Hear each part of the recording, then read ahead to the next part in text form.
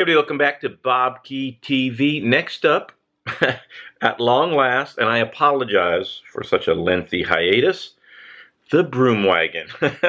A lot of travel, graduations, confirmations, etc., etc. But the good, the bad, the ugly from the racing, Neutral Zone News, Musette Musings, Tweet of the Week, all of that finally back on the broom wagon.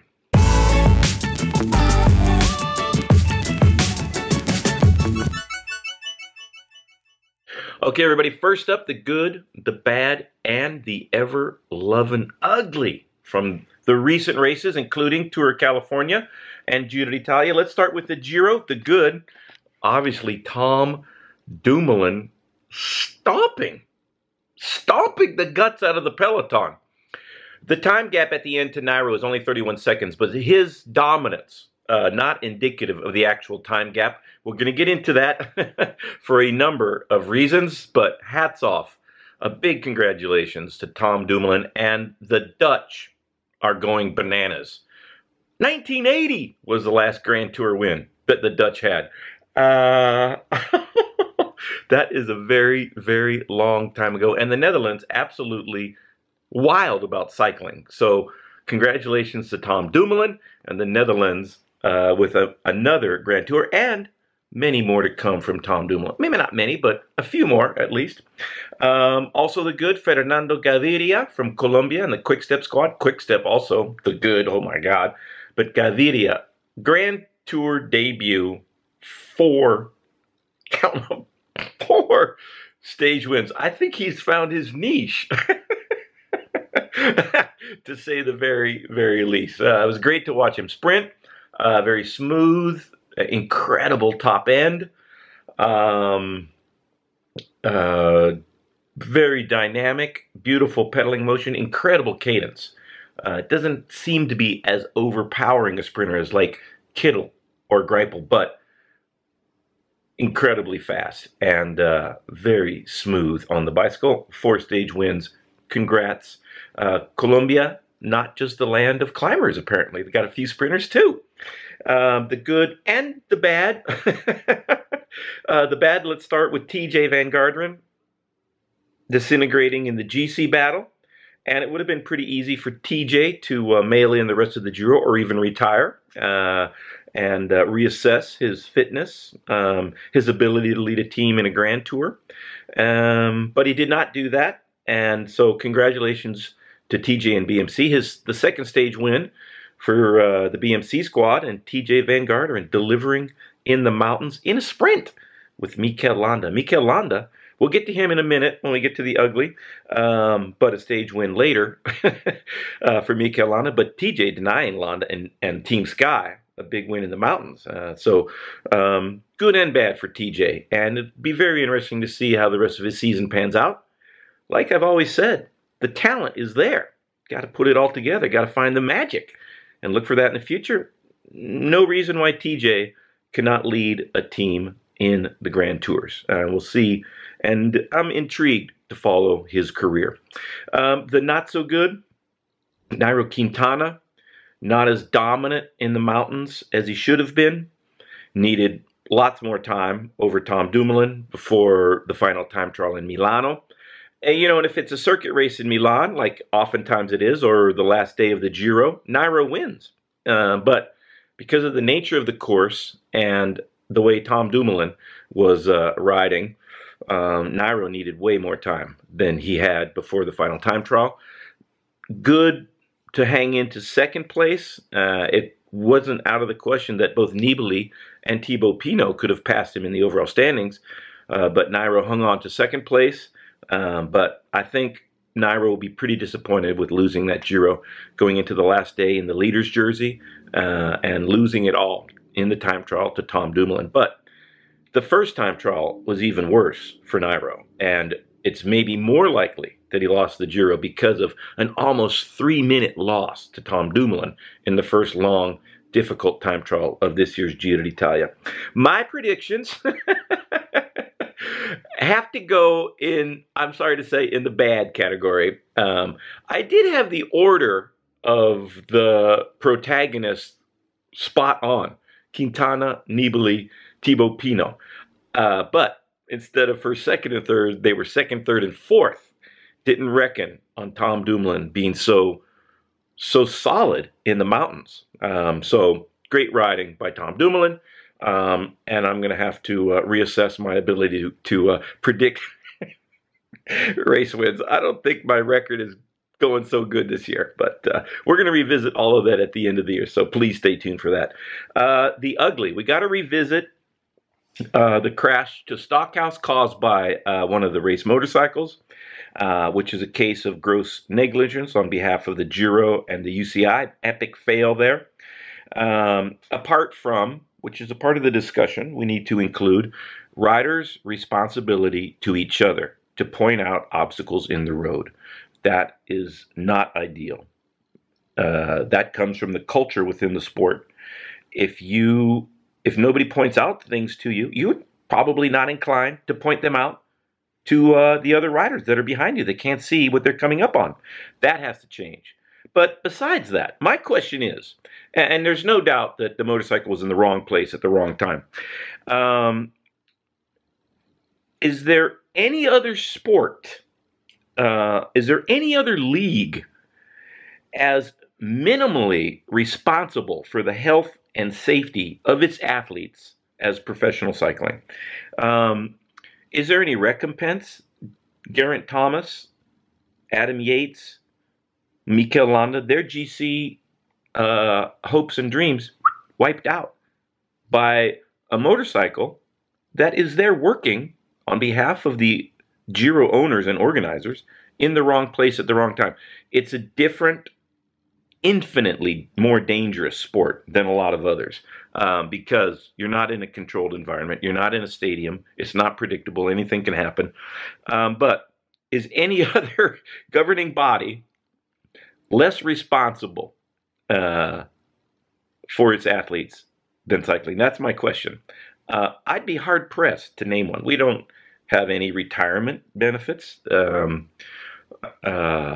People put steel stanchions in the race course, and they don't even barely point them out, which happened in the Tour of the Basque Country last spring. And those are just two examples. They're just go on forever and ever and ever. And the bike racers are remarkable at their ability to take everything that comes to them and keep on going. But that's my question.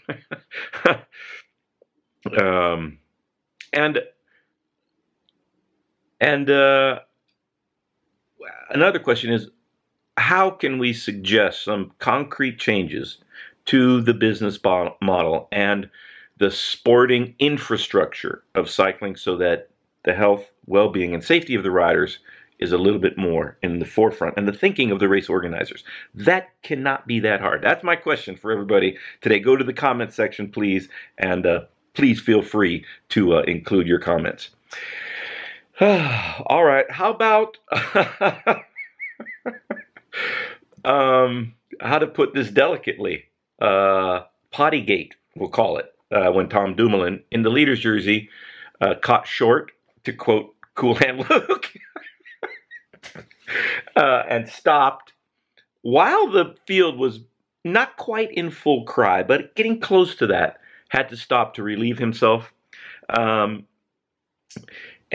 if he had lost the Giro because of that, we would never hear the end of it. But this is what I would like to suggest. Race to the finish and let the chips fall. And success is the best form of revenge. Living well. Paying back those times and being able to remember them. And maybe that was the difference for Tom Dumoulin in winning and losing the Giro d'Italia.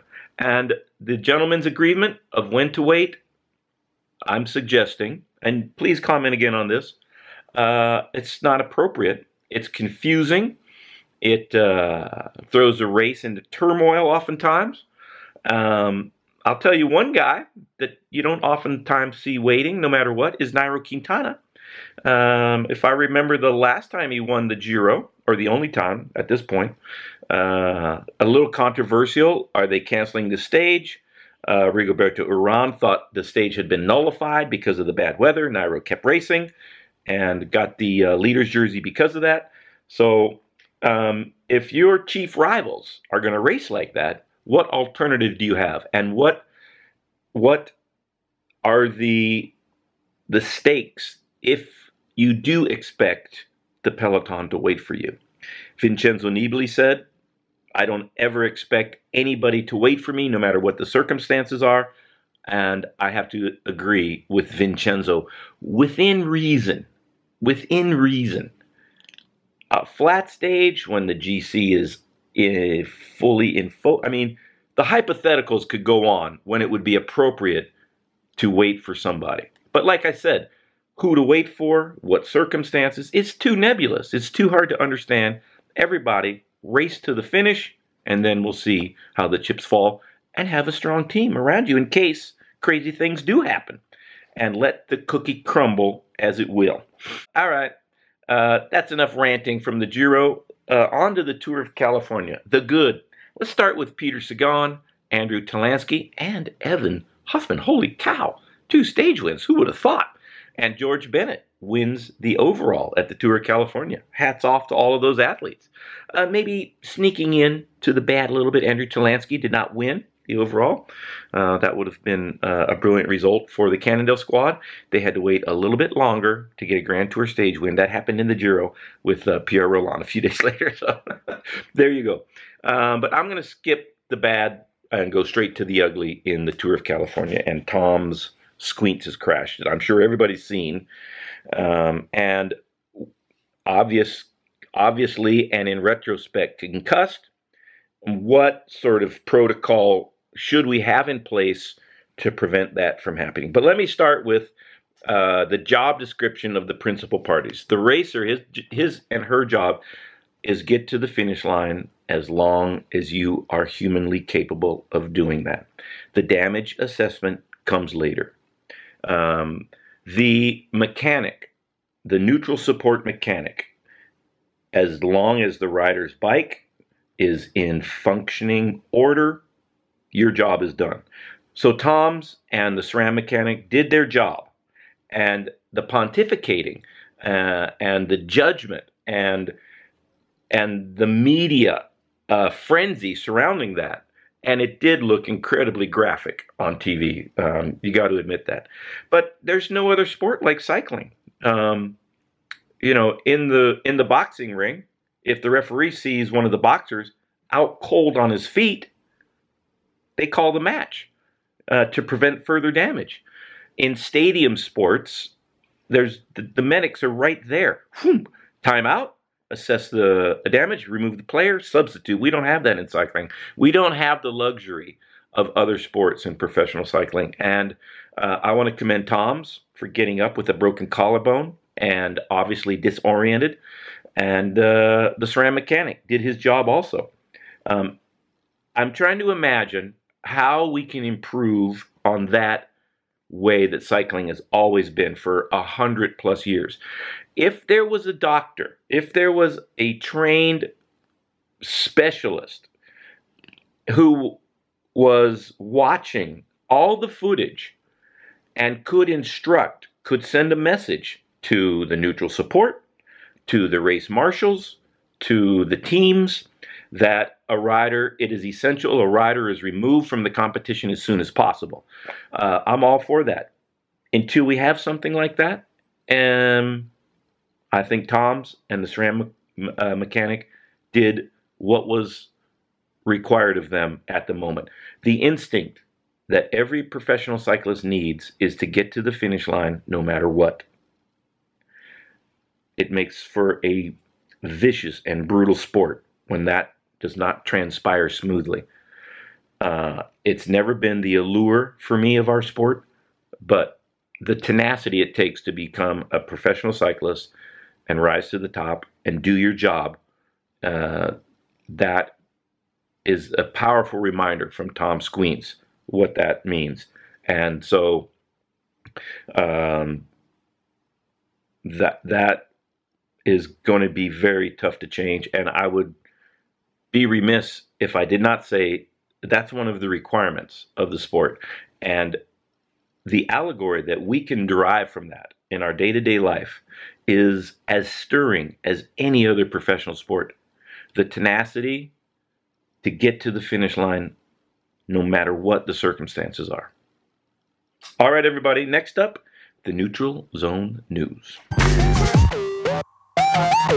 First up in the Neutral Zone News, the 2019 Tour de France start has been announced by the ASO owners and operators of the Tour de France.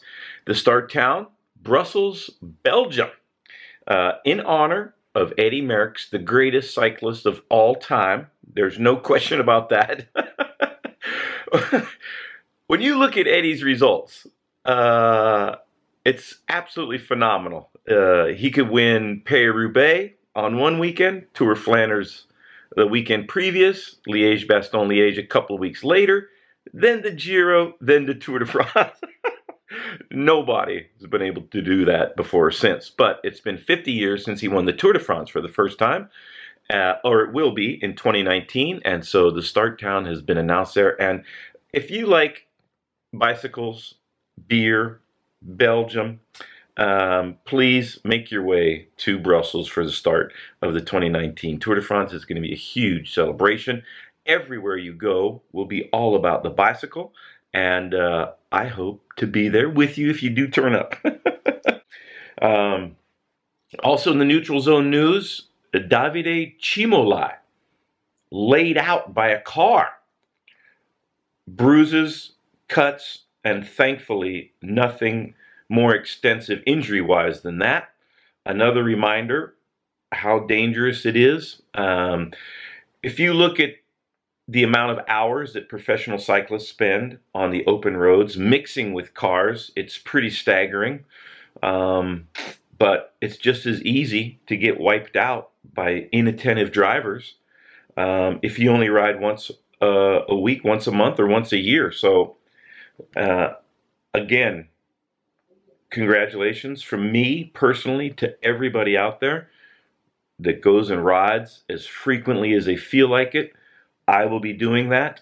I'm glad Davide Cimolai was not hurt any worse. He's hoping to get back up to full speed. He has been an incredible hire by FDJ, able to win sprints himself, but now dedicated to the chances of Arnaud Démare. So watch for that dynamic duo in the Tour de France to deliver Arnaud Démare with a lot more opportunity to win stages in the Tour, in the sprints. Which brings me to Mark Cavendish. He's going to do the British Road Racing Championships, but still no word on whether or not he'll do the Tour de France. If not, that's one less sprinter for the FDJ superstar Arnaud Démare to contend with. But he's still going to have his hands full with Kittel, who I think is going to be on great form, by the way, Greipel, Sagan, etc., etc., etc. Which brings me to the last Neutral Zone News report. Danny Summerhill, one of the strangest episodes that I've heard about, and I'd like to tell Danny to give me a call if blowing off steam and being stressed out and having a bad day includes firing your weapons, presumably in a rural part of Colorado, but be that as it may, I don't know of anybody that carries a weapon on their bicycle. It's just such a strange episode that honestly, and he has been or is mutually agreed with United Healthcare to leave the team because of this episode. And I hope this is not indicative of a more troubling emotional state. But Danny, if you get this message, give me a call and let's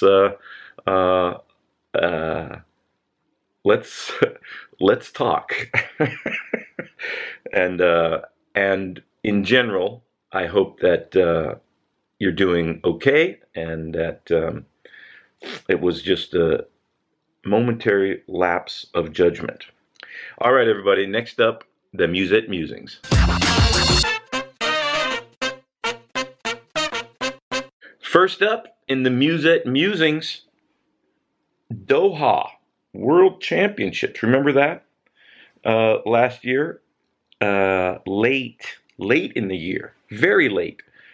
Latest World Road Racing Championships ever, calendar-wise, because in Doha, which, by the way, is flatter than a pancake, the temperatures can be over 120 degrees Fahrenheit there. So the UCI, I'm not sure what it took to get the UCI to grant Doha the World Road Racing Cycling Championships, but whatever the UCI made, and I would imagine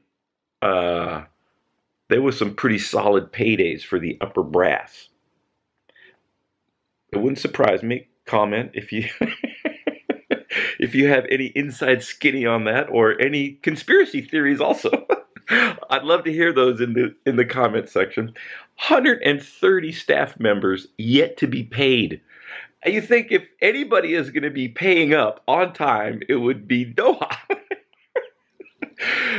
So if I had made the effort to go a long ways from, probably most people had to travel extensively to get there, and had worked for a week plus, probably in a lot of cases, 130 staff. You're talking about probably everybody that was working on the event, still not paid.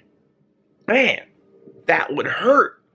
If I sacrificed my regular job or any opportunities I might have had to work down there and not gotten paid, I would have a serious problem with that. The UCI continues to disturb and astound. If Brian Cookson would like to comment on that, Brian, please feel free. You don't have to call me personally. You can go to the comment section. But you know, it's funny, like a lot of times these headlines come out about the UCI and then there's no comment. They don't have any comment about it. Brian Cookson doesn't, just hopes it'll all blow away, presumably. I'm pretty sure that's not going to be the case, and hopefully these 130 staff members will get paid as soon as possible.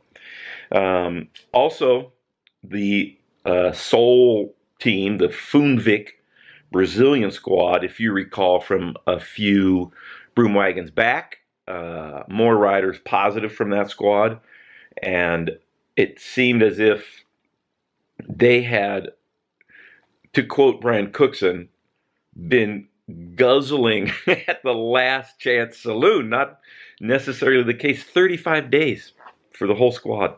35 days suspension does not send, in my opinion, and you can comment please, an adequate deterrent. 35 days, depending on your schedule, might be very few races that the team is out of competition.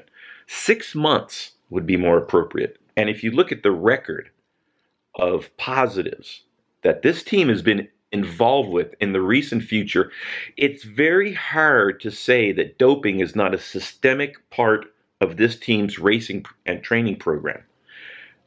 If you would care to disagree with that, I'd be happy to engage any comments. And let me remind everybody of the civility I ask for in the comments section. Let's not let it disintegrate into mudslinging, name-calling, and inappropriate language. There is a function whereby the user's comments can be forevermore deleted. I've used that in the past when I think it's detracting from the chance for everybody in the community to share their thoughts without vitriol, without acrimony, without animosity, and just say what your opinion is. All right, everybody. That's it for the Musette Musings. And next up, the tweet of the week. All right, everybody. Tweet of the week. Iljo Keza from the Quick Step squad in the Giro d'Italia pointed out something And here's a tweet. And this is, I think, the most remarkable thing I've ever seen in all of my years in professional cycling. Not one single drop of rain in the Giro. Oh my gosh. And Tom Dumoulin, a worthy winner, crowned the champion, and not any besmirching of the pink jersey, neither on his shoulders, nor Nairo Quintana, nor Fernando Gaviria, nor anybody else that was in the pink jersey throughout the course of the Giro d'Italia. So it probably means that the Tour de France will rain every day. So I'm going to bring my rain jacket to the Tour de France for sure. Maybe 2 or 3 rain jackets and a puffy jacket full of down feathers so I can wear that underneath the rain jacket to stay nice and warm and dry, and a big hat. So thank you to Ilio Keza for that very elucidating tweet of the week. And I'll tell you one thing this might do to the riders that have completed the Giro d'Italia. Morale should be sky high. And the fitness, great food, not too many brutal transfers, although there were some of those. And perfect weather throughout the whole 3 weeks. Your fitness, your form, your morale just skyrockets when you can do something like that. Did the Giro 3 times, finished each one, won the Giro 1 time with Andy Hansen on the 711 squad, the only men's American team to do so. But, I mean, it rained. It seemed like it rained almost every day in those editions. And you don't have to look very far to find proof of that. Just look up 88 Giro Gavia. Look that up and you'll see. And on a somber note, I would like to extend my condolences to the friends and family of Sean Weedy, who's passed away suddenly just a couple days ago. And he's the press officer of the Action Hoggins Berman squad, and had worked for BMC. Good friends with Sean, and really heartbreaking loss. So rest in peace and Godspeed. And my most heartfelt and deepest condolences to his family, his friends, and his colleagues, which there is a multitude of those. One of the sweetest guys in the entire bike biz. Rest in peace, Sean, and Godspeed.